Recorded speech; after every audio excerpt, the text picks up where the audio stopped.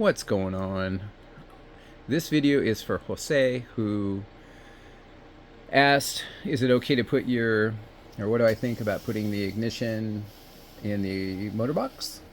And as luck would have it, that's what I just did right now. That's what I'm doing right now on the 115 EF Slick. It's mounted in the motor box. Now I cut these slots. We used to always have to do this.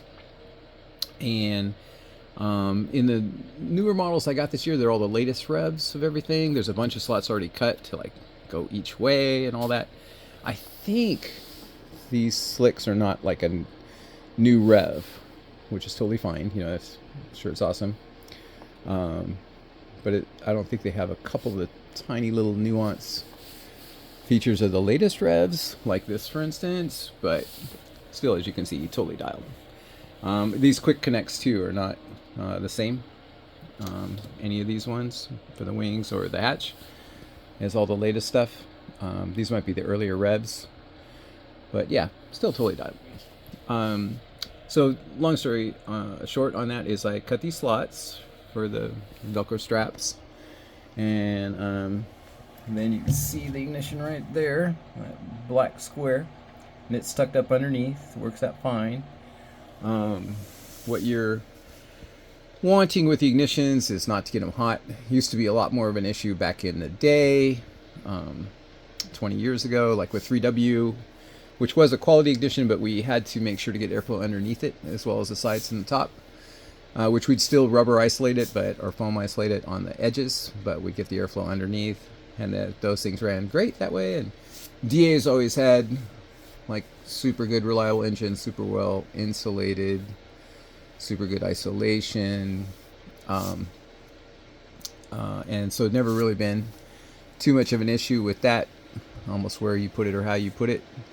Of course they haven't updated to a tack wire yet, so there's always something. But yeah, the nice thing about the DA edition, you have to be super aggressive when you flip it for it to send a spark for your motor to start to run. So that makes it really safe. I'd never heard of anybody having a kickback on a DA. But, you know, as long as you already know that and you're aggressive, you should be able to get along with any ignition. The only one I've even had close to wanting to kick back this year was the DLE 170. And even then, you know, it was just if you're being super lazy. GP had no issues at all, and I run them at 6.6 on the IBEC, which on a voltmeter comes out to 6.7 meters or volts go into the ignition, which is their low end of their range, which is in their range, and never had even anything resembling kickback on that. So, and then, you know, according to GP, that keeps the temperature down too, so less chance of heat creating some kind of ignition reset in flight. So that sounds good. That's a sidetrack. So yeah, ignition underneath. Most of the new rev planes have slots already, and so you're dialed with setting it up for the Velcro. I also have foam, 1/4 inch foam underneath it that I have Velcroed on, and that keeps that thing nice and you know, helps with any vibration. You don't want a vibration, especially hard surface vibration. That way at least it's, again, something soft between the hard surface vibration. And so yeah, most of the planes have slots. This one I just cut slots. And then here's a typical thing for me on any place I do extensions. The quickest way, like I solder a lot of stuff, or I use solder on Dean's connectors, but a lot of times I'll just use the standard RC connectors like here, because, you know, I get tired of soldering.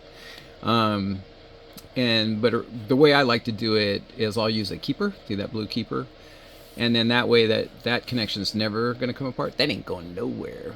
But what I like to do is use the stick-on hook and loop Velcro. So I'll put the hooks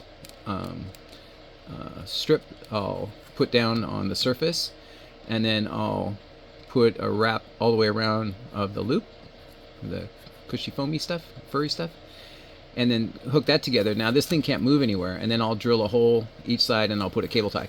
And this thing, like, like pull the whole plane apart, and that's not going anywhere. So that's the inertia on any connection. So now this wire it's very light. There's no inertia on it. There's no even vibration. There's nothing to really kick it around. And this too. And if you want to go crazy, you could also like clamp it right here, and then there's nothing wiggling on this joint. And that'd be as easy as 2 holes right there.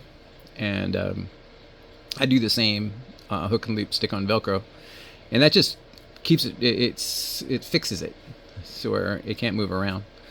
And yeah, if you want to go crazy, you could do it here too. But I just found this not much inertia from this little wire. The inertia is on the connector. So if I lock the connector down, then chances are I'm in pretty good shape.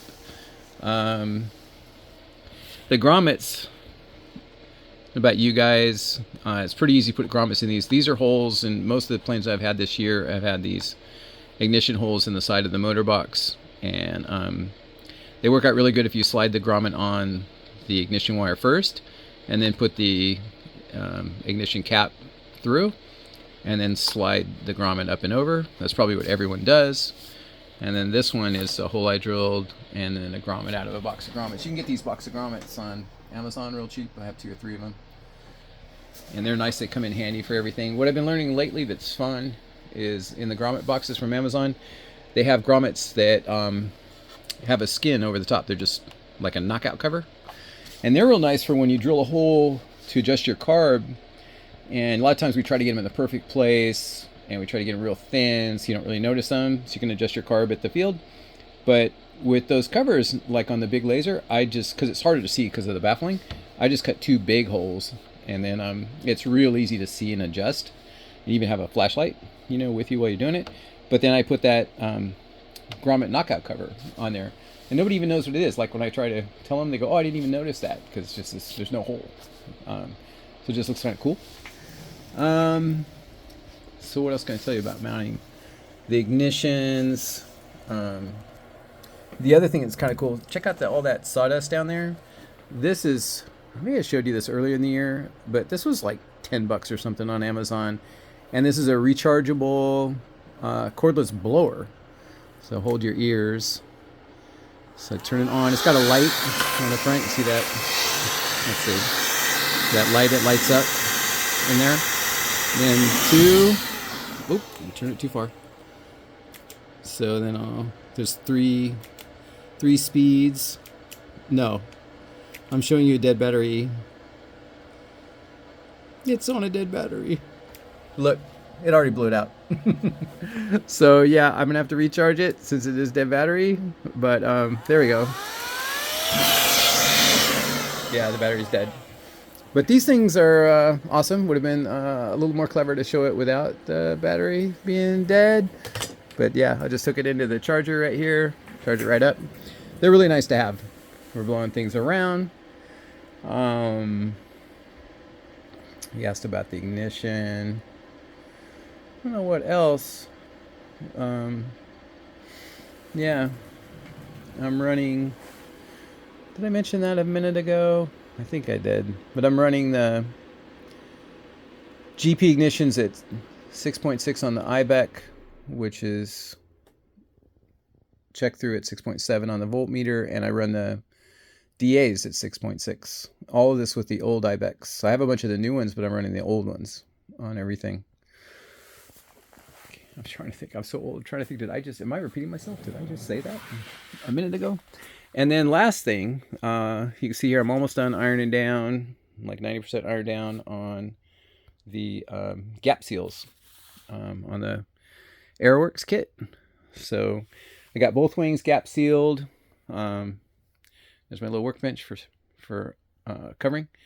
And then now I have to gap seal the elevators and gap seal the rudder, because I beveled out all of those to like major bevelage. So then yeah, try to get this thing in the air. And that's about everything. But I already made a 10-minute video, but the whole thing was just to tell Jose that yeah, it's totally great to put the ignition in the motor box. you know, do a little foam isolation from the rigid material. Put everything through grommets, secure all your connectors. Yeah, and you'll be totally dialed. All right, out.